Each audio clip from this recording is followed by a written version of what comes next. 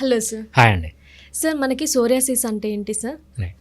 And sir వాళ్ళు ఎలాంటి diet అనేది ఫాలో అవుతే బాగుంటుంది సార్? రైట్. డైట్ అనేది చాలా ఇంపార్టెంట్ అండి సోరియాసిస్ కేస్‌లో. చాలా వరకు మనం తీసుకునే డైట్‌లో కూడా ప్రాబ్లమ్స్ ఉండొచ్చు. ఫస్ట్ వీళ్ళు చేయాల్సిందేంటంటే లో కార్బోహైడ్రేట్ డైట్ తీసుకోవాలి. ఓకే. అంటే ఏంటి డైట్‌లో సార్? లో కార్బోహైడ్రేట్ డైట్ అంటే షుగర్స్ ఎక్కువ లేకుండా, ఓకే. సో రైస్ ఎక్కువ లేకుండా ఇట్లాంటి అంటే షుగర్ పదార్థాలు అనేవి ఏవి ఉంటాయో అవన్నీ వాళ్ళు తగ్గించుకోవాలి. టీ కాఫీలు తాగొచ్చు అంటారా సార్? టీ కాఫీలు కూడా మంచిది కాదండి. సో షుగర్ అనేది ఏది మంచిది ఏది చెడుది అనేది దేనికంటే ఏది మంచిది. ఫర్ ఎగ్జాంపుల్ ఒకడు టీ తాగుతున్నాడు, అవును షుగర్ సార్. వేసుకొని టీ తాగుతున్నాడు. మ్మ్. ఒకడు షుగర్ లేకుండా టీ తాగుతున్నాడు, రైట్. షుగర్ వేసుకొని తాగేవాడి కంటే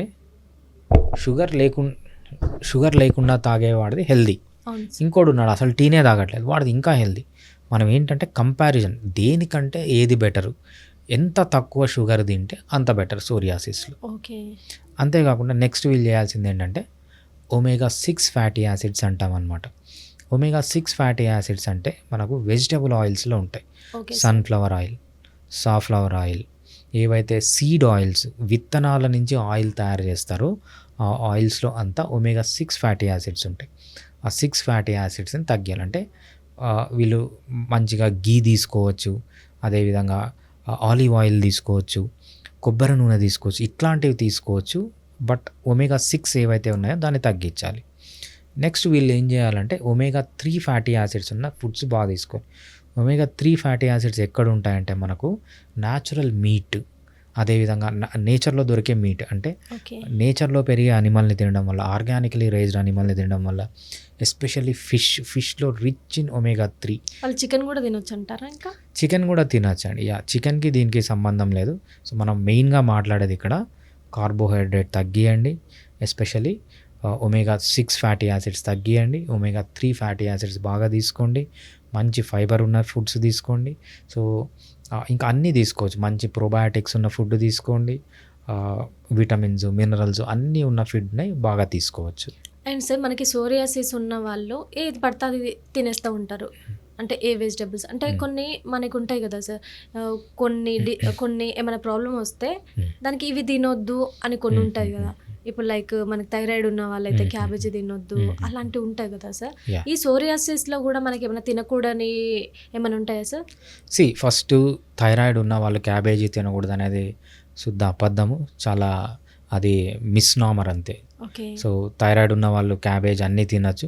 తినకూడదు అంటే ఏంటంటే రోజుకి 10 కేజీలు తినొద్దు అని. ఓకే. సో మనం తినే 10 గ్రాములు 20 గ్రాములు ఈవెన్ 250 గ్రామ్స్ కూడా ఏం తేడా ఉండదు. సో ఎవడైతే 10 కేజీలు 20 కేజీలు తింటాడో అట్లా తినొద్దని చెప్తారంతే తప్పితే ఓకే. సో దానికి దీనికి సంబంధం లేదు. సోరియాసిస్కి వచ్చేటప్పటికి ఏమేమి తినచ్చు ఏమేమి తినకూడదు అంటే చాలా అపోహ ఉందన్నమాట. చాలామంది ఏం చెప్తారంటే పుల్లటి వస్తువులు తింటే సోరియాసిస్ పెరుగుతుంది అంటారు. ఓకే. ఇది జనరల్ కామన్ అందరికీ కాదు. మనం 100 మందిని తీసుకుంటే 100 మందికి 100 డిఫరెంట్ అలర్జీస్ ఉండొచ్చు. అవును సార్. మీకు పర్టికులర్గా ఏమన్నా తిన్నప్పుడు సోరియాసిస్ పెరిగితే దానికి మీరు దూరంగా ఉండాలి, అంతేగాని ఇది జనరలైజ్డ్ టర్మ్ కాదనమాట. సో సిట్రస్ ఫ్రూట్స్ తింటే సోరియాసిస్ పెరుగుతుంది అనడము, లేకపోతే చింతపండు తింటే సోరియాసిస్ పెరగడం ఇవన్నీ అపోహలు. మీకు గన పెరిగితే ఏది ఈ సిట్రస్ ఫ్రూట్స్ అనే కాదు, ప్రపంచంలో రైస్ తిన్నా కూడా కొంతమందికి పెరిగే ఛాన్స్ ఉంటుంది. అవును సార్. మీరు రైస్ మానేయండి.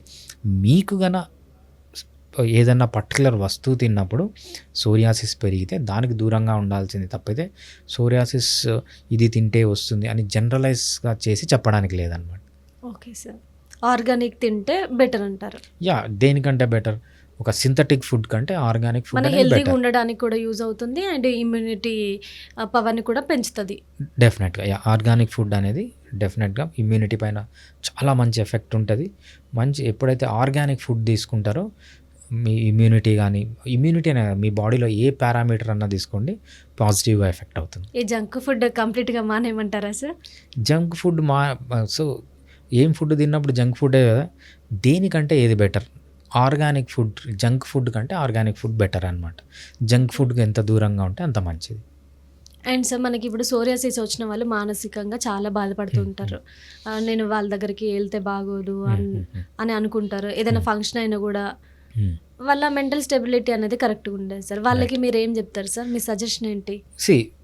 మనము డిఫరెంట్ పీపుల్కి డిఫరెంట్ పాజిటివ్స్ ఉంటాయి, నెగిటివ్స్ ఉంటాయి. సో, మనము సోరియాసిస్ ఒకరికి వచ్చింది అంటే వాళ్ళు అన్‌ఫార్చునేట్ పీపుల్ అనే అనుకోవాలి. సో, మనకంటే వాళ్ళకి ఎక్కువ తెలిసుంటుందనమాట.